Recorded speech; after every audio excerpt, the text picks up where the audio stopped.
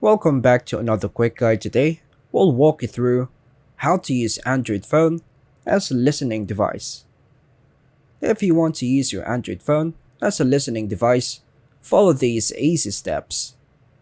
First, download a remote listening app. Install an app like Ear Agent from the Google Play Store. Grant the necessary permissions. Open the app and allow microphone access.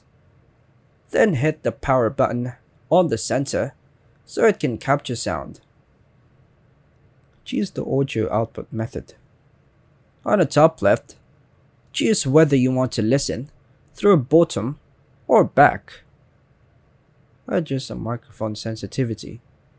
Increase the gain or sensitivity in the app to capture distant sounds more clearly.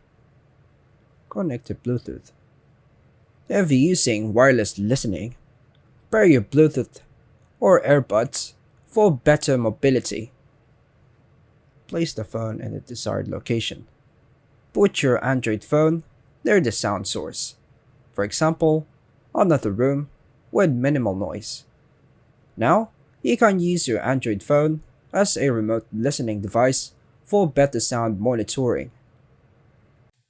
And that's all for now, folks. Thanks for watching.